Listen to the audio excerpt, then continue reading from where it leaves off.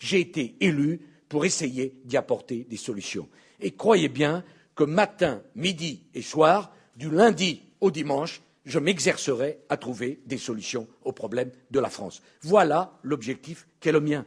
Comme l'objectif qui est le mien de me battre pour récupérer des contrats pour les usines françaises. Et s'il y en a à qui ça ne plaît pas que je ramène des contrats pour les usines françaises, c'est sans doute parce que ceux-là, ils ne veulent pas d'usines en France.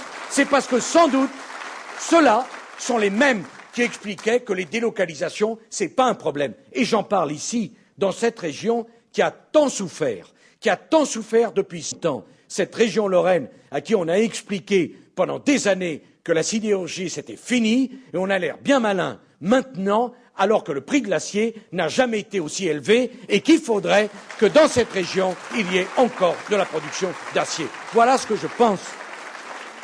Et il y a un lien, c'est pas dans le discours mais je peux vous dire que c'est dans mon cœur tout ça.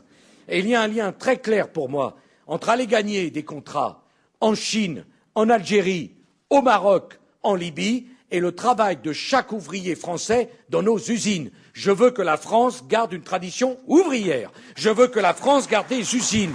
Et si moi, président de la République, je ne me bats pas pour récupérer des contrats, des chantiers, des carnets de commandes pour les entreprises françaises, qui va le faire? Les Américains vont le faire pour nous? Non, ils le font pour eux. Les Allemands vont le faire pour eux? Non, oui, ils le font pour eux, pas pour nous. Voilà. Et on ne peut pas me dire, il y a un déficit de la balance du commerce extérieur français, c'est pas grave. Si, c'est grave. Et vous allez voir, moi je m'en occupe du déficit. Et si certains ne sont pas contents des 10 milliards de contrats signés hier soir, moi je m'adresse à toutes les familles de France qui ont des membres de la famille qui travaillent dans des usines. Eux, ils comprennent ce que ça veut dire, du travail pour Alstom, du travail pour EDF, du travail pour Areva, du travail pour les entreprises françaises. Et moi je suis là pour cela aussi.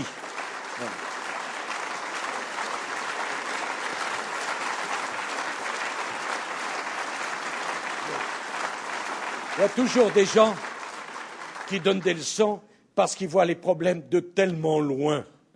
Oui, titre d'un journal, 10 milliards de contrats. Oui, bien sûr. Et quand on ferme une usine dans vos circonscriptions, dans vos communes, c'est un drame. Parce que c'est une mémoire industrielle qui s'en va, parce que c'est des emplois qui s'en vont, parce que c'est le commerce qui meurt. Et comme dans le même temps, je dois également réformer l'État, parce qu'on ne peut pas continuer à dépenser ce qu'on dépense. Parce que ce qu'on dépense, on le finance avec des impôts qu'on porte sur les emplois, donc des emplois qui deviennent plus chers, donc des emplois qui se délocalisent. Je dois à la fois réduire les dépenses de l'État, si en même temps on ne récupère pas des contrats pour nos usines, comment voulez-vous que la France s'en sorte? En tout cas, moi, mesdames et messieurs, j'ai été élu pour travailler pendant 5 ans. Vous ne serez pas déçus, je travaillerai.